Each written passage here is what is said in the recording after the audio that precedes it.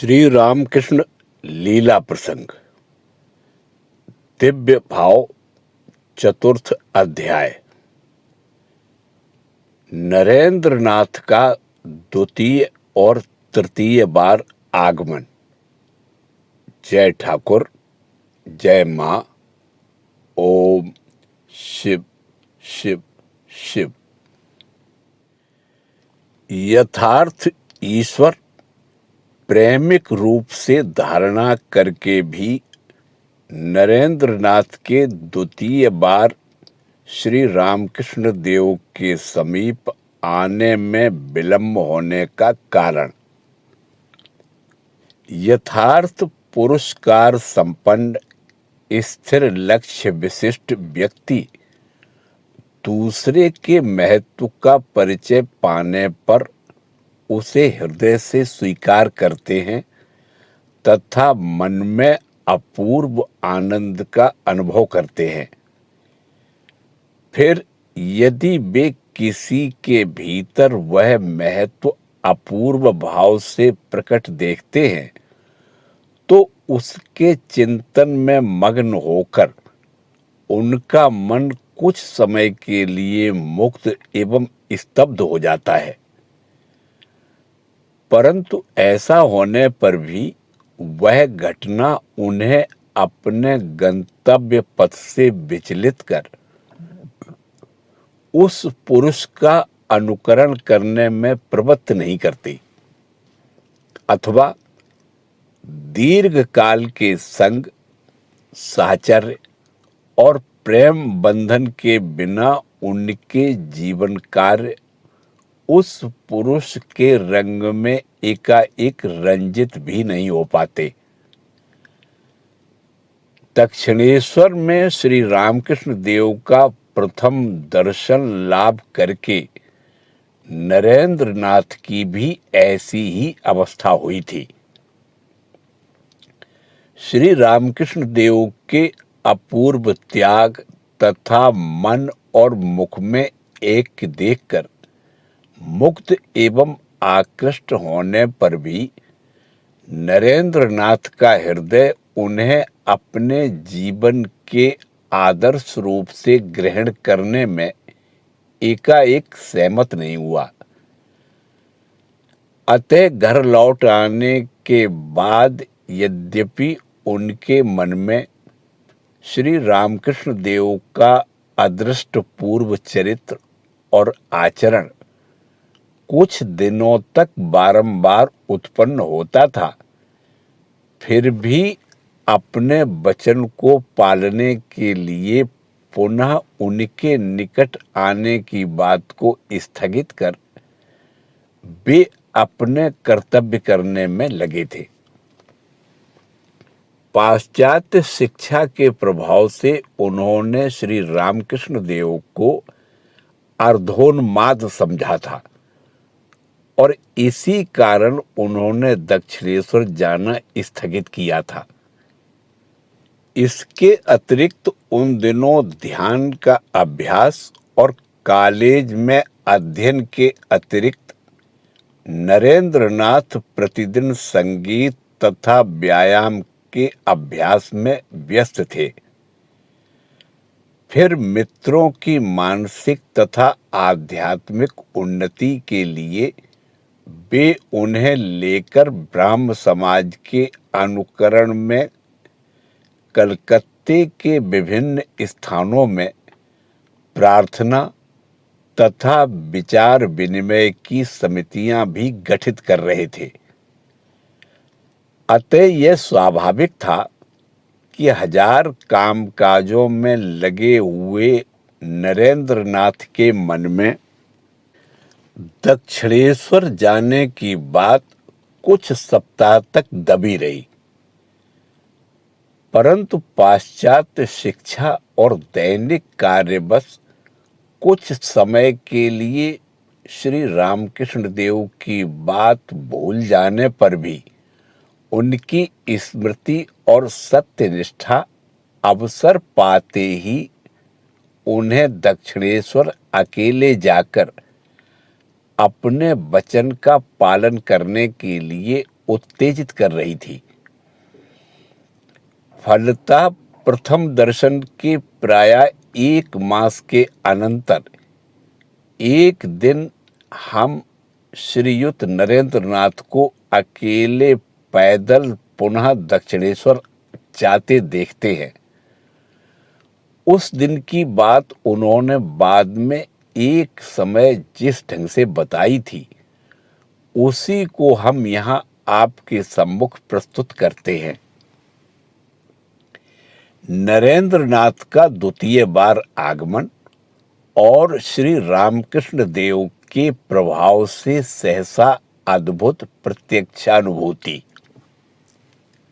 नरेंद्र नाथ का द्वितीय बार आगमन और श्री रामकृष्ण देव के प्रभाव से सहसा अद्भुत प्रत्यक्षानुभूति। दक्षिणेश्वर कालीबाड़ी कलकत्ते से इतनी दूर होगी, यह पहले एक बार गाड़ी से जाकर मैं समझ नहीं सका था। बराहनगर के दाशरथी सान्याल, सातकड़ी, लाहिरी आदि मित्रों के घर तो मैं कभी कभी जाया करता था। मैंने सोचा कि रानी रासमणी का बाग उन मित्रों के घर के समीप ही कहीं होगा, परंतु जितना ही चलने लगा रास्ता समाप्त ही नहीं होता था। अंततोगत्वा पूछते पूछते किसी तरह दक्षिणेश्वर पहुंच गया और एकदम श्री रामकृष्ण देव के कमरे में उपस्थित हो गया। देखा वे पहले की तरह छोटी चौकी पर अकेले अपने ही भाव में विभोर बैठे हैं। पास में कोई नहीं था। मुझे देखते ही आनंद से बुलाकर अपने पास बिठाया। बैठने के बाद ही मैंने देखा, न जाने किस प्रकार के भाव में वे तन्मय हो गए हैं और अस्पष्ट स्वर से कुछ कहते हुए स्थिर दृष्टि से मेरी ओर देखकर धीरे धीरे सरकते आ रहे हैं। मैंने सोचा संभवतः यह पागल पहले दिन की तरह फिर कोई पागलपन कर बैठेगा। मैं यह सोच ही रहा था कि उन्होंने एकाएक मेरे पास आकर अपना दाहिना पैर मेरे अंग पर स्थापित कर दिया और उसके स्पर्श से क्षण भर में मेरे भीतर एक अपूर्व उपलब्धि होने लगी। आंखें खोलकर मैं देखने लगा कि घर की दीवारों के साथ सारी चीजें घूमती हुई कहीं विलीन होती जा रही हैं और सारे ब्रह्मांड के साथ मेरा क्षुद्र अहम भाव सर्वव्यापक महाशून्य में विलीन होता जा रहा है। उस समय भय से मैं घबरा उठा। सोचने लगा, अहम भाव का नाश ही तो मृत्यु है और वह मृत्यु सामने समीप आ रही है। अपने को संभाल न सकने के कारण मैं चिल्ला उठा, अजी, आपने मेरी ये कैसी अवस्था कर डाली? मेरे तो माँ बाप हैं। मेरी बात सुनकर वह अद्भुत पागल खिलखिलाकर हंस पड़ा और मेरा हाथ पकड़कर छाती को स्पर्श करते हुए कहा, अच्छा तो फिर अभी रहने दो, एकदम ही होने की कोई जरूरत नहीं है, समय आने पर होगा। आश्चर्य की बात यह है कि उनके स्पर्श से और यह बात कहते ही मेरे अपूर्व प्रत्यक्ष विलुप्त हो गए। मैं प्रकृतिस्थ हो गया और कमरे के भीतर तथा बाहर सभी पदार्थों को पहले की तरह ही अवस्थित देखने लगा। उस प्रत्यक्ष अनुभव का कारण खोजने तथा फिर वैसा अभिभूत न होने के लिए नरेंद्रनाथ की चेष्टा। इस बात को कहने में तो इतना समय लगा, पर असल में तो वह घटना कुछ ही थोड़े समय में हो गई और उससे मेरे मन में एक युगांतर उपस्थित हुआ। स्तब्ध होकर मैं सोचने लगा, यह क्या हुआ? एक अद्भुत पुरुष के प्रभाव से वह भाव एकाएक उपस्थित हुआ तथा लुप्त भी हो गया। पुस्तक में मैस्मेरिज्म और हिप्नोटिज्म के संबंध में पढ़ा था।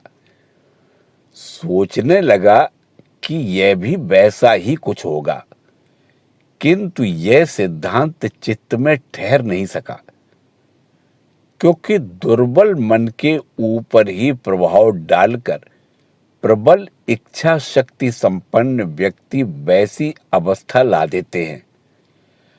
परंतु मैं तो वैसा नहीं हूं, बल्कि अब तक अपने को विशेष बुद्धिमान और मानसिक शक्ति संपन्न मानता आया हूं। विशेष गुण युक्त पुरुष के संग से साधारण व्यक्ति जिस प्रकार मोहित हो जाते हैं और उनके हाथ के खिलौने बन जाते हैं, मैं तो उन्हें देखकर वैसा नहीं हुआ हूं, बल्कि आरंभ से ही मैंने इन्हें आधा पागल समझ रखा है। अतः मेरे भीतर इस प्रकार का भाव आने का कारण क्या है? मैं यही सब सोचता विचारता रहा, पर कुछ निश्चय नहीं कर सका। हृदय में कुछ हलचल सी मच गई। महाकवि की बात याद आई, पृथ्वी और स्वर्ग में ऐसे अनेक तत्व हैं जिनके रहस्य भेद की मनुष्य बुद्धि द्वारा रचित दर्शन शास्त्र कल्पना भी नहीं कर सकते। मैंने सोचा, यह भी वैसा ही होगा। सोच विचार कर निर्णय किया कि इनकी बात अभी समझ में नहीं आएगी और दृढ़ संकल्प कर लिया कि यह अद्भुत पागल अपना प्रभाव डालकर भविष्य में कभी मुझे वशीभूत करके वैसा भावांतर उपस्थित न कर दे। श्री रामकृष्ण देव के संबंध में नरेंद्रनाथ की अनेक कल्पनाएं और उन्हें समझने का संकल्प। फिर यह सोचने लगा कि इच्छा मात्र से ये पुरुष यदि मेरे जैसे प्रबल इच्छा शक्ति संपन्न चित्त के दृढ़ संस्कार युक्त गठन को इस तरह तोड़ फोड़ कर मिट्टी के लौंदे की तरह अपने भाव में ढाल सकते हैं, तो इन्हें पागल ही कैसे समझूं? किंतु प्रथम दर्शन के दिन मुझे एकांत में ले जाकर इन्होंने जिस प्रकार संबोधित करते हुए बातें की थी, उससे इन्हें पागल के अतिरिक्त और क्या मान सकता हूं? अतः अभी जो उपलब्धियां हुई उनका कोई कारण मैं नहीं पा सका और न इस शिशु सदृश पवित्र और सरल पुरुष के संबंध में कुछ स्थिर निश्चय ही कर पाया। बुद्धि का उन्मेष होने के अनंतर खोज तथा तर्क युक्ति की सहायता से प्रत्येक वस्तु और व्यक्ति के संबंध में एक मतामत स्थिर किए बिना मैं कभी निश्चिंत नहीं हो सका। उसी स्वभाव में आज एक प्रचंड आघात प्राप्त हुआ है। उससे हृदय में वेदना उत्पन्न हुई है। फलस्वरूप मन में पुनः प्रबल संकल्प का उदय हुआ, जैसे भी हो सके इस अद्भुत पुरुष के स्वभाव और शक्ति की बात अवश्य ही समझनी होगी। नरेंद्रनाथ के साथ श्री रामकृष्ण देव का परिचित सा व्यवहार। उस दिन उस प्रकार की विविध चिंताओं एवं संकल्पों से मेरा समय बीतने लगा, परंतु श्री रामकृष्ण देव उस घटना के बाद मानो एक दूसरे ही व्यक्ति बन गए और पहले दिन के समान अनेक प्रकार से मुझे प्रेम पूर्वक खिलाने तथा सभी विषयों में पूर्व परिचित की तरह आचरण करने लगे। अत्यंत प्रिय आत्मीय अथवा घनिष्ठ मित्र को बहुत दिनों के बाद सामने पाने पर लोगों में जिस प्रकार का भाव होता है, मेरे साथ भी उन्होंने वैसा ही व्यवहार किया था। खिलाकर, बातचीत कर, प्यार और हास परिहास करके भी उन्हें मानो तृप्ति नहीं हो रही थी। उनके वैसे प्यार तथा व्यवहार का कारण ढूंढ न पाने पर मैं और भी सोचने लगा। क्रमशः संध्या होते देखकर मैंने उस दिन उनसे विदा लेनी चाहिए, परंतु उससे वे बहुत ही अप्रसन्न होकर बोले, बोल फिर शीघ्र ही आएगा तो। लाचार होकर मुझे पहले दिन की तरह वचन देकर ही लौटना पड़ा। नरेंद्रनाथ का तृतीय बार आगमन। इसके कितने दिनों के बाद नरेंद्रनाथ पुनः श्री रामकृष्ण देव के पास आए थे, हमें ज्ञात नहीं। फिर भी श्री रामकृष्ण देव के भीतर उस प्रकार की अद्भुत शक्ति का परिचय पाकर उन्हें जानने और समझने के लिए नरेंद्रनाथ के मन में जिस प्रबल आकांक्षा का उदय हुआ था, उससे अनुमान किया जा सकता है कि अब की बार उनके दक्षिणेश्वर आने में विलंब नहीं हुआ था। इस विशेष आग्रह ने ही उन्हें यथासंभव शीघ्र श्री रामकृष्ण देव के चरणों में उपस्थित कर दिया था, किंतु कॉलेज जाने के कारण यह एक सप्ताह के अनंतर ही संभव हुआ था, ऐसा प्रतीत होता है। किसी विषय की खोज करने की इच्छा मन में एक बार उत्पन्न होने पर नरेंद्रनाथ को आहार, विहार, विश्राम आदि के प्रति ख्याल नहीं रहता था, और जब तक वह विषय अच्छी तरह अधिगत न हो जाए तब तक उनके हृदय को शांति नहीं मिलती थी। अतः श्री रामकृष्ण देव को जानने के लिए उनका मन कैसा व्याकुल हुआ होगा, यह अनुमान किया जा सकता है। फिर इस आशंका से कि पूर्व दिन की तरह कहीं पुनः उनके भाव में अभिभूत न हो जाना पड़े, नरेंद्रनाथ अपने मन को विशेष रूप से दृढ़ और सावधान रखकर ही श्री रामकृष्ण देव के पास आए होंगे, यह भी हम समझ सकते हैं। परंतु घटना अकल्पनीय ही हुई थी। श्री रामकृष्ण देव और नरेंद्र नाथ के मुख से उस दिन की घटना के संबंध में हमने जो कुछ सुना है उसी को अब आपके सामने रखते हैं।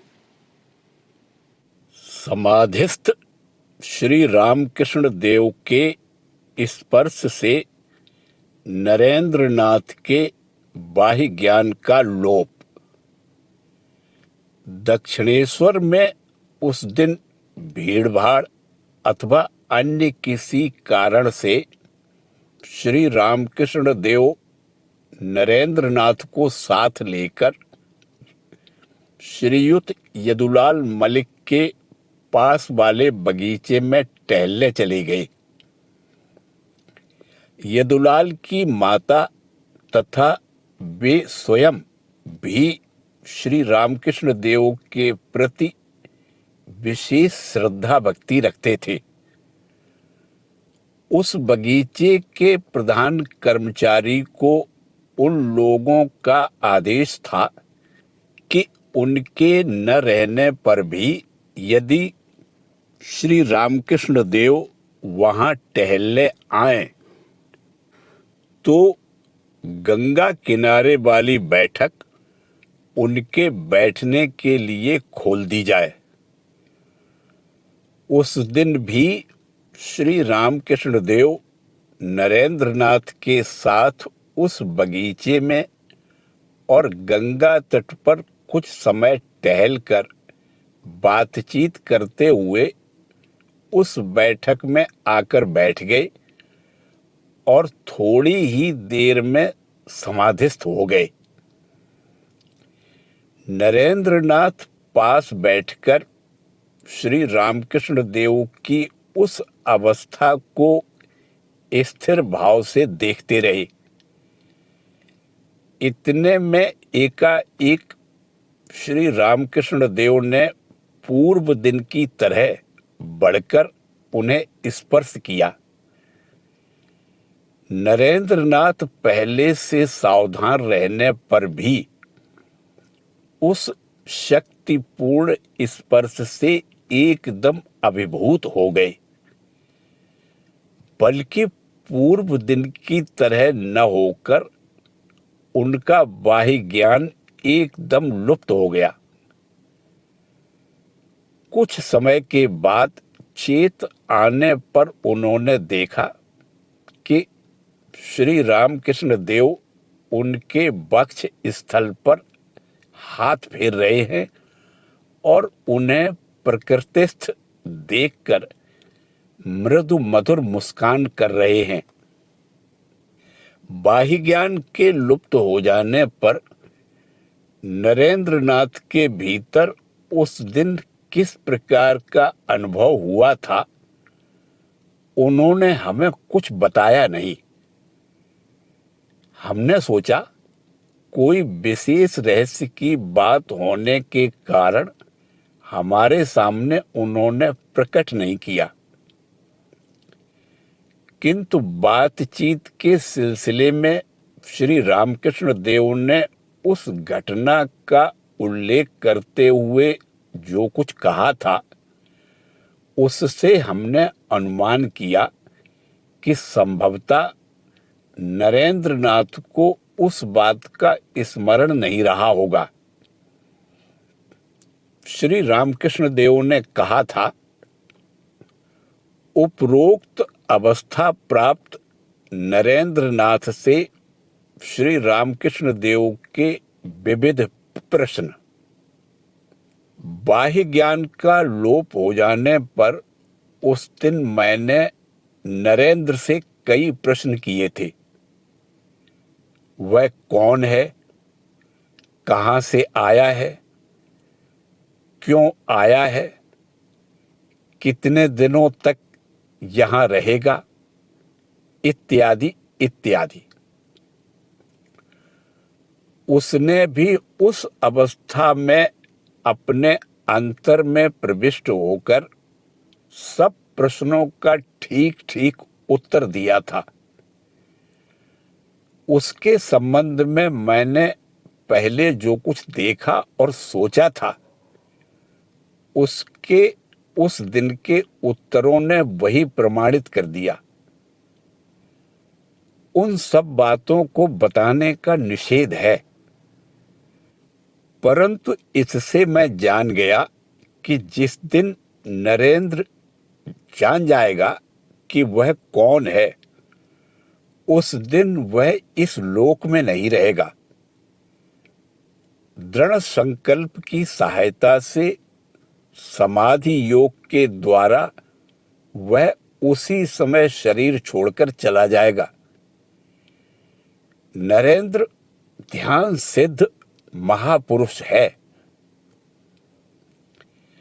नरेंद्र नाथ के संबंध में श्री रामकृष्ण देव को इससे पहले जिस प्रकार दर्शन हुए थे, उसमें से कुछ कुछ बाद में उन्होंने हमें बताया था।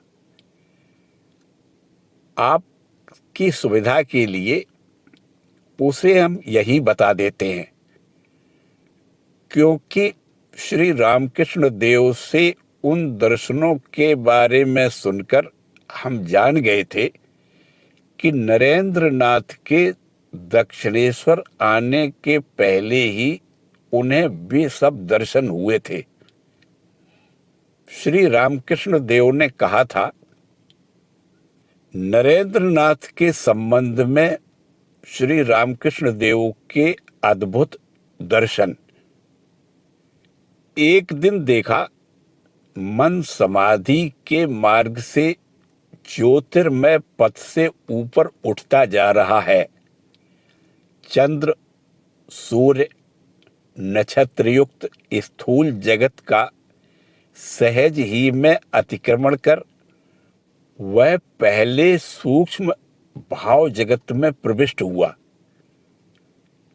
उस राज्य के ऊंचे से ऊंचे स्तरों में वह जितना ही उठने लगा, उतना ही अनेक देवी देवताओं की मूर्तियां पथ के दोनों ओर दिखाई पड़ने लगी। क्रमशः उस राज्य की अंतिम सीमा पर वह आ पहुंचा। वहां देखा, एक ज्योतिर्मय पर्दे के द्वारा खंड और अखंड राज्यों का विभाग किया गया है।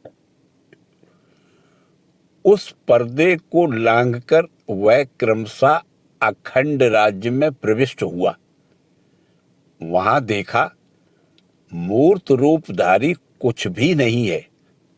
यहां तक कि दिव्य देहधारी देवी देवता भी वहां प्रवेश करने का साहस न कर सकने के कारण बहुत दूर नीचे अपना अपना अधिकार फैलाकर अवस्थित हैं। किंतु दूसरे ही क्षण दिखाई पड़ा कि दिव्य ज्योतिर्घन तनु 7 प्राचीन ऋषि वहां समाधिस्थ होकर बैठे हैं। समझ लिया कि ज्ञान और पुण्य में तथा त्याग और प्रेम में ये लोग मनुष्य का कहना ही क्या, देवी देवता तक के परे पहुंचे हुए हैं। विस्मित होकर इनके महत्व के विषय में मैं सोचने लगा। इसी समय सामने देखता हूं, अखंड भेद रहित समरस ज्योतिर्मंडल का एक अंश घनीभूत होकर एक दिव्य शिशु के रूप में परिणत हो गया। वह देव शिशु उनमें से एक के पास जाकर अपने कोमल हाथों से आलिंगन करके अपनी अमृतमयी वाणी से उन्हें समाधि से जगाने के लिए चेष्टा करने लगा। शिशु के कोमल प्रेम स्पर्श से ऋषि समाधि से जागृत हुए और अध खुले नेत्रों से उस अपूर्व बालक को देखने लगे।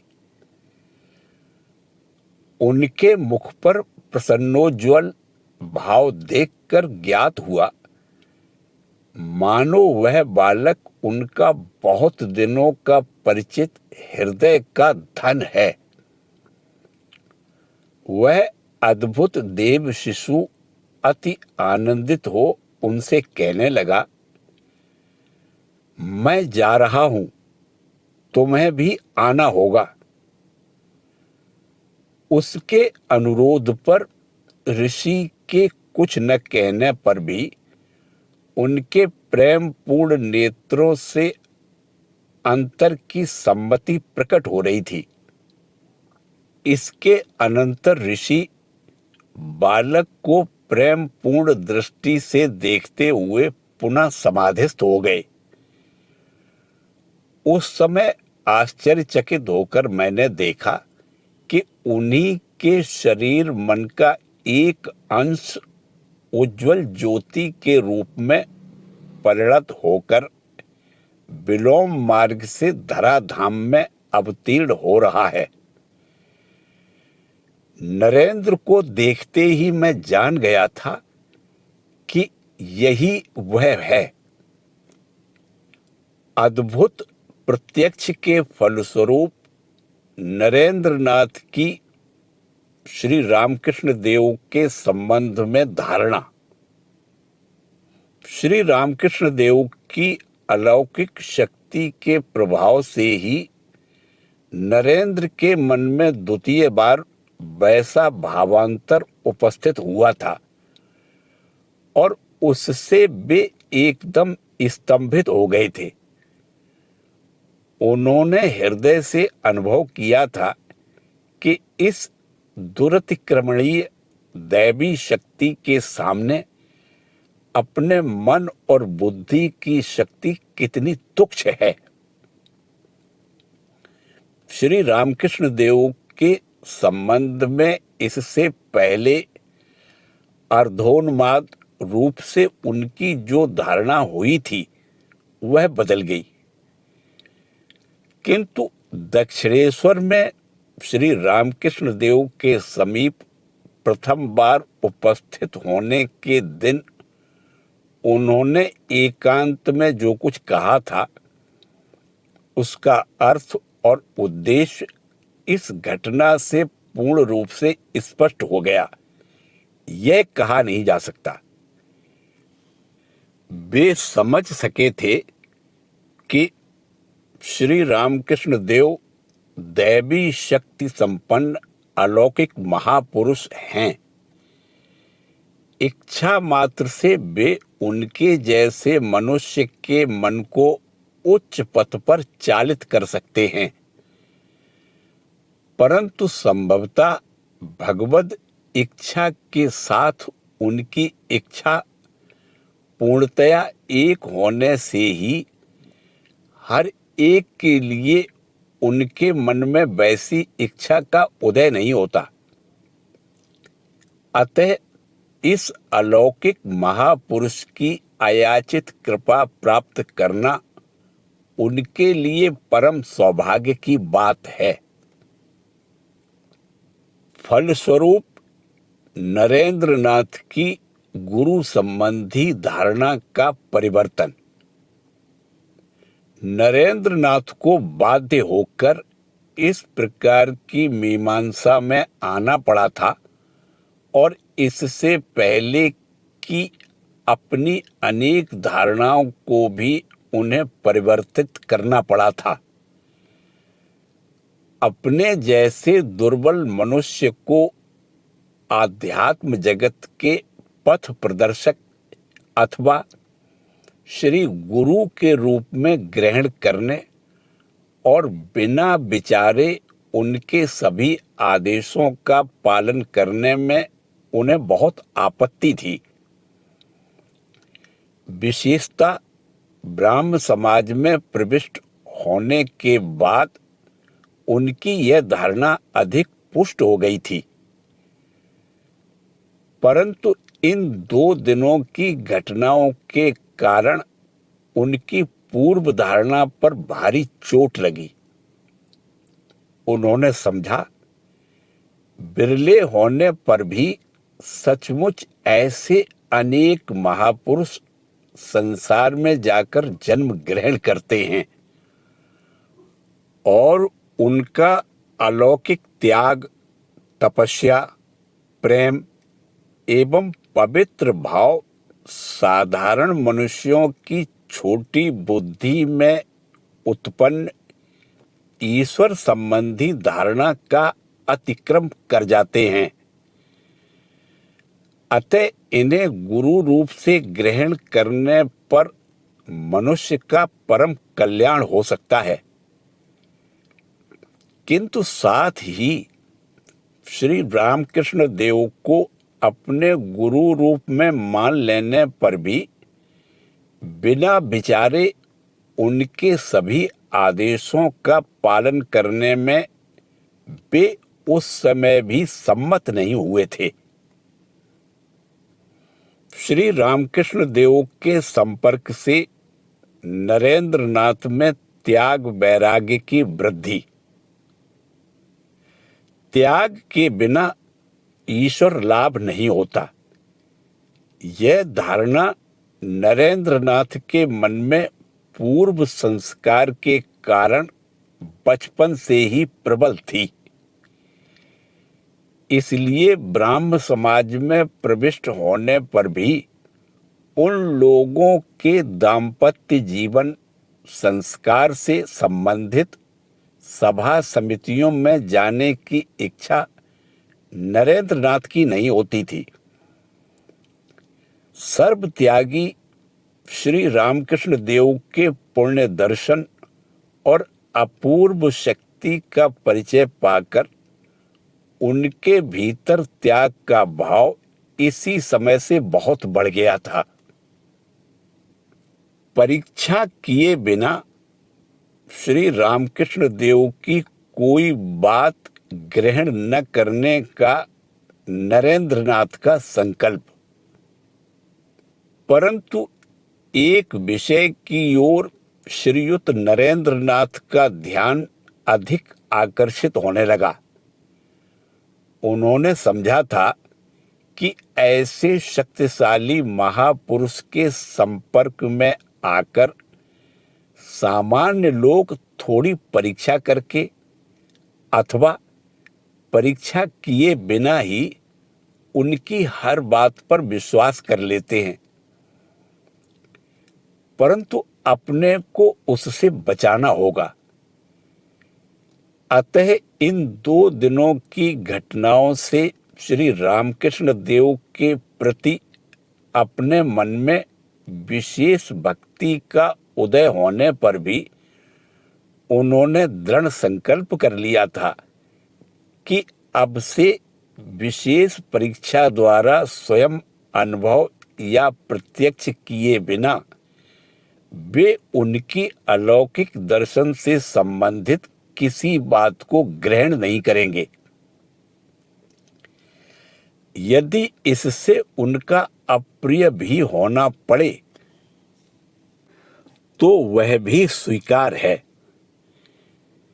इस कारण आध्यात्मिक जगत के अभिनव अदृष्ट पूर्व तत्वों को ग्रहण करने के लिए अपने को सदैव प्रस्तुत रखने में वे जिस प्रकार चेष्टा करते थे, उसी प्रकार श्री रामकृष्ण देव के प्रत्येक अद्भुत दर्शन और व्यवहार का कठोर विचार करने में भी उन्होंने अपने मन को नियुक्त किया था। नरेंद्र नाथ का आगे का अनुष्ठान। नरेंद्र नाथ की तीक्ष्ण बुद्धि में यह सहज में ही प्रतिभासित हुआ था कि प्रथम दिन की जिन बातों के लिए श्री रामकृष्ण देव को उन्होंने अर्धोन्माद समझ लिया था, उन्हें अवतार मान लेने पर ही उन बातों का आशय समझ में आता है, किंतु उनका सत्यानुसंधित्सु युक्ति परायण मन इस बात को एकाएक कैसे स्वीकार कर लेता। अतः ईश्वर कभी यदि उन्हें उन बातों को समझने की शक्ति प्रदान करे तभी उन बातों के बारे में विचार करेंगे। ऐसा निश्चय कर वे उस संबंध में कोई मतामत स्थिर न करके कैसे ईश्वर दर्शन प्राप्त कर स्वयं कृतार्थ होंगे। अब से श्री रामकृष्ण देव के पास आकर उसी विषय की शिक्षा और आलोचना करने लगे। नरेंद्र नाथ के मन की वर्तमान अवस्था। तेजस्वी मन किसी प्रकार का नया तत्व ग्रहण करते समय अपने पूर्व मत का परिवर्तन करने में अपने भीतर एक प्रबल द्वंद्व का अनुभव करता है। नरेंद्र नाथ की भी वैसी ही अवस्था हुई। श्री रामकृष्ण देव में अद्भुत शक्ति का परिचय पाकर भी वे उन्हें पूर्णतया ग्रहण नहीं कर सके और आकृष्ट होकर भी उनसे दूर रहने की चेष्टा कर रहे थे। उनकी उस चेष्टा का कहाँ तक फल हुआ, यह हम आगे देखेंगे। जय ठाकुर, जय मां।